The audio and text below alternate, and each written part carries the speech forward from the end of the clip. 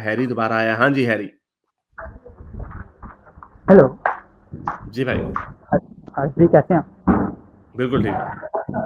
हरीश भाई, मैं आपका चैनल आज 3 साल पहले स्टार्ट हुआ था, मैं जब से आपको सुन रहा हूँ और आज मेरी हिम्मत नहीं होता कि मैं आपसे आपको लाइव थैंक यू कह सकूँ। और आई एम चलें वेरी तो थैंकफुल टू यू कि मैंने आपका पैगाम आगे भी पहुँचाया है और मेरे कुछ डॉक्टर्स दोस्त हैं जिनको मैंने हमारी साइड पे कर दिया और आज वो मुझसे भी ज़्यादा आपको सुनते हैं। चलें, बड़ी अच्छी बात है।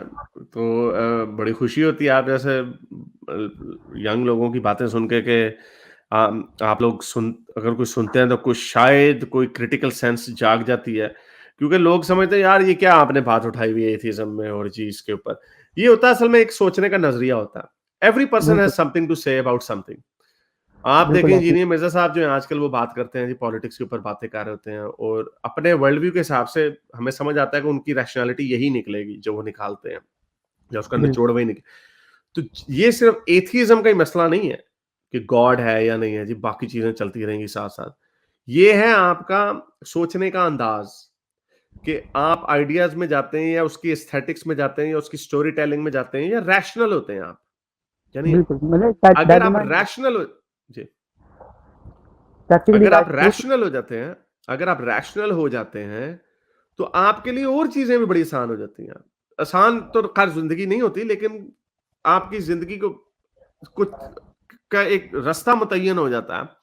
आप अगर इम्तिहान में फेल होते हैं तो आप अपना आधा टाइम अल्लाह से दुआएं मांगने में नहीं गुजारेंगे और इस बात पे यकीन नहीं होगा कि यार मैंने बड़ी नमाजें पढ़ी, अल्लाह मुझे एक सेकंड, ये शोर आ रहा है पीछे से। अल्लाह मियाँ मुझे नमाजें पढ़ने से मैं इम्तिहान में पास हो जाऊंगा। जब आप रैशनल हो जाएंगे ना, आपको इस बात का एहसास हो जाएगा कि हाँ, जितनी मैं मेहनत करूंगा उतना ही मुझे फल मिलेगा। कभी कभार ऊपर नीचे हो जाता है कि वो सिफारिश अगले की ज्यादा अच्छी आ गई तो उसको नौकरी पहले मिल गई, लेकिन ओरिजिनल टैलेंट जो होता है वो आपकी अपनी मेहनत के ऊपर ही आएगा। टैलेंट एक होता है, फिर उसके ऊपर स्किल डेवलप किया जाता है। अगर आपने पहले अपने टैलेंट को पहचानना, तो ये सारी चीजें कि जो मैं इस मुसीबत में फंसा हूं, मैंने ही इस मुसीबत से निकलना, कोई ऊपर से गैबी मदद नहीं आएगी, कोई मनोज हलवानी ऊपर से उतरेगा। ये सारा सोचने का अंदाज है और यही जो आपका जो डिसिप्लिन होता है आप अपनी बाकी दुनिया में अप्लाई करते हैं। आपका अगर कोई लड़ने का जज्बा है यानी हालात से, आप स्पोर्ट्स को, लोग क्यों स्पोर्ट्स की इतनी वैल्यू होती है?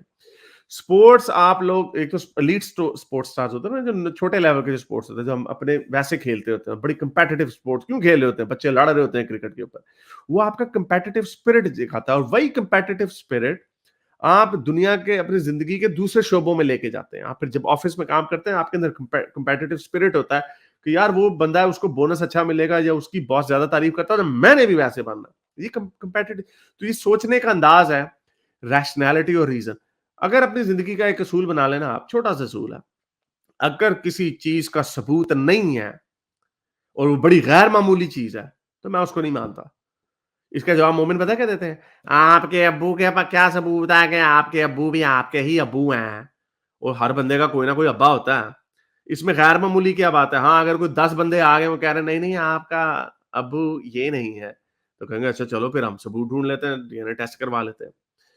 तो सबूत हर चीज का ढूंढना, और स्पेशली जब आपने पूरी इमारत खड़ी की हुई है कि मेरी जिंदगी का मकसद ये है कि जी मैंने जी नमाज पढ़नी है, मैंने बम फट जाना है, मैंने अमेरिका से नफरत करनी है, मैंने जिहाद करना है, मैंने लड़ना है, ये जो करा रहे हैं अमेरिका करा रहे हैं उसके, वो सारी के पीछे वजह क्या है? हम मुसलमान हैं, हमारा मजहब सच्चा है। रुको जरा, सबर करो, देखें तो सही कि आपका मजहब सच्चा है या नहीं है। तो ये सारी चीजें होती हैं, आपके जिंदगी का बड़े आगे जाएंगे अगर आप इस असूल को समझ लेंगे कि मैंने जो करना है खुद करना है, कोई ऊपर से मदद नहीं आनी, मैंने किसी उस चीज को नहीं मानना जिसका कोई ठोस सबूत नहीं है। जी। जी बिल्कुल, I am 100% agree with you Arif भाई। अब ऐसी ही है, जिस चीज़ का कोई एम्पिरिकल एविडेंस नहीं है, कुछ भी नहीं है, तो हम उसको अपनी कैसे मान सकते हैं? अगर लाइक 57 कंट्रीज हैं मुस्लिम की, उनके पास अगर सबसे अच्छी मतलब सब कुछ सबसे अच्छी उनके पास बुक ऑफ लॉ है, हर चीज़ है, तो फिर यही हर पीछे क्यों है? क्या रीज़न है? यही बात है बिल्कुल। बस मैं ये कहना चाहूँगा कि मैं आपका बहुत शुक्रगुजार हूँ कि आपने मतलब मेरी चले बहुत कोई सारी नहीं, चीज़ों को। चले ठीक है ठीक है, चल बहुत शुक्रिया, बस आगे खूब पढ़े लिखे, खूब कामयाबी हासिल करें। बहुत शुक्रिया, thank you. Thank you Arif. मेरे इस नेक काम को जारी रखने के लिए मुझे पेपैल या पेट्रियन पे जरूर सपोर्ट कीजिए। ताकि मैं अपना पैगाम ज़्यादा से ज़्यादा लोगों तक पहुंचा सकूं।